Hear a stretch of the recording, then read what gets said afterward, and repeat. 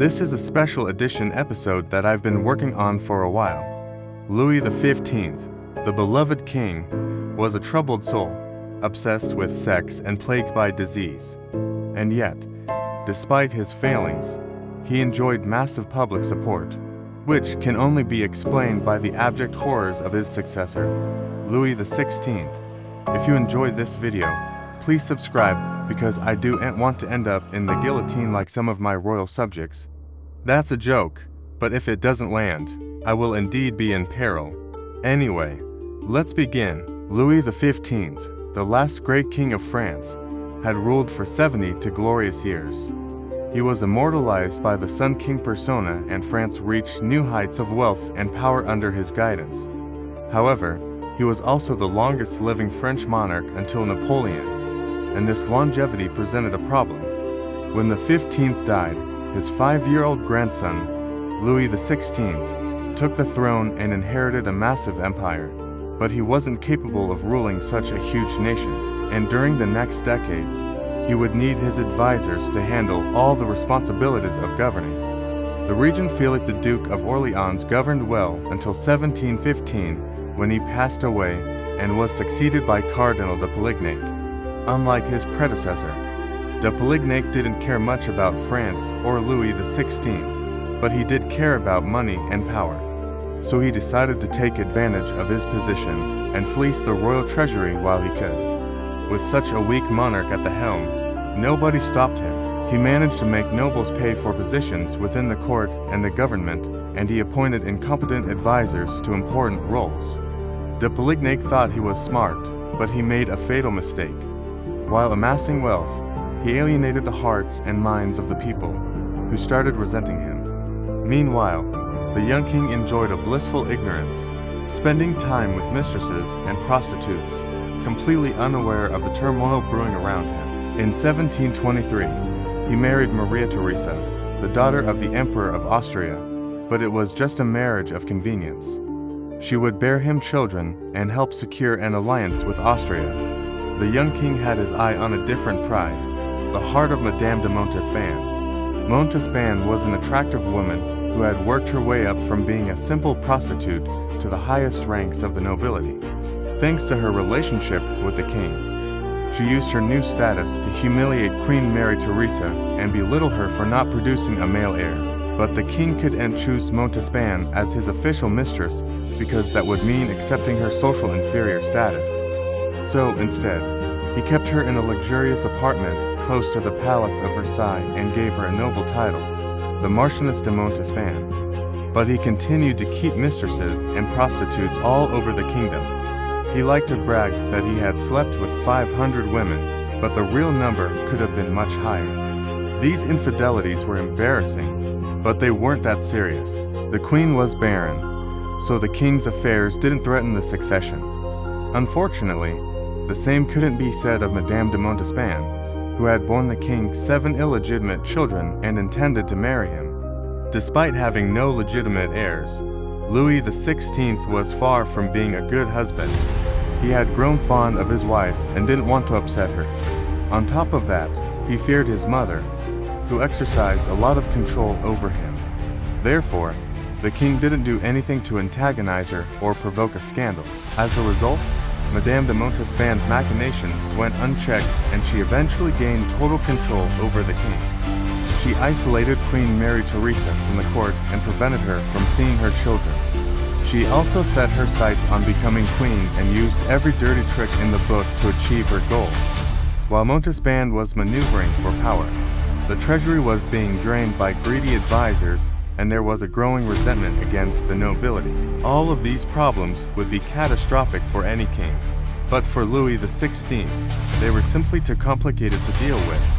He was easily swayed by others and incapable of making difficult decisions. In 1739, Cardinal de Polignac died and Louis XVI finally came of age, taking control of the government. His counselors hoped that this change would bring stability back to the country, but they were sorely mistaken. With the guidance of Madame de Montespan and her allies, the king made disastrous appointments, dismissed competent ministers, and squandered the nation's wealth. He lavished expensive gifts on his mistresses and illegitimate children and showed little concern for the plight of the common people. To make matters worse, he ignored his wife, a decision that would have massive consequences. After years of failed attempts, Queen Mary Theresa finally got pregnant. She gave birth to a baby boy and named him Louis Joseph Xavier. A second son followed in 1755, and the happy couple also adopted a daughter. But the king had no interest in fatherhood, and he never even bothered to see his youngest son, who died in infancy. He also rejected his wife's attempt at reconciliation and refused to accept her children unless they were legitimized. But his counselor, the Duke of Choiseul, convinced him otherwise. In 1755, the king accepted the legitimacy of his younger sons without granting them titles, and the following year, he allowed Queen Marie Antoinette to move into the palace of Versailles. Now the family was complete, but the damage between the two spouses couldn't be undone. Louis XVI felt suffocated by the etiquette of the royal court and preferred spending time hunting or in the company of his mistress, the infamous Madame de Pompadour. The queen, in turn, found solace in the company of her trusted ladies-in-waiting and plotted revenge against her rival. Then tragedy struck. The king's oldest son died unexpectedly, leaving Louis XVII as the sole heir to the throne. Now everyone realized the importance of the union between the royal couple, but it was too late. Louis XVI was still under the thumb of Madame de Pompadour, and the queen had found a new flame, the handsome and charismatic Axel von Fersen. The king was furious when he found out about the affair and banished both the queen and her lover from Versailles. But after a few months, he let them come back, although he never forgave his wife. By this point, the damage was done. The king's health had deteriorated, and he began suffering from excruciating migraines and epileptic seizures. Even though the doctors tried their best, they couldn't cure him, and the king's condition would worsen until his death in 1774. As Louis XVI slipped into unconsciousness, the queen and her lover fled to Austria, taking the young Louis XVII with them. Now the stage was set for the French Revolution, and the future of France looked bleak. Louis XVI's reign had been nothing but a disaster. His weakness had led to the enrichment of the nobility and the impoverishment of the masses. His frivolity had undermined the authority of the monarchy. His frivolous lifestyle had outraged the people of France, and his illegitimate children had secured a claim to the throne through the Salic law, which barred females from inheriting the crown.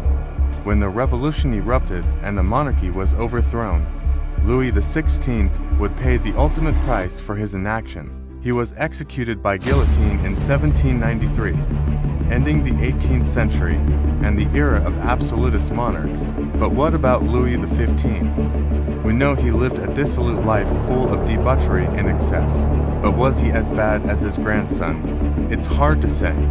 Louis XV enjoyed more public support than his grandson, but he wasn't exactly known for his political acumen either. Still, he had the decency to live a relatively quiet life.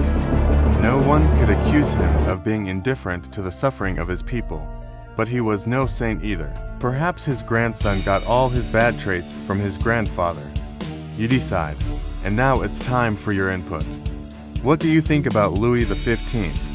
Was he a victim of circumstance or just a bad person? Let me know in the comments below. Also, please remember to subscribe because I'm getting closer and closer to 1 million subscribers, and you won't want to miss any videos from this channel. Thank you for watching. Tune in next time for more adventures in historical tales.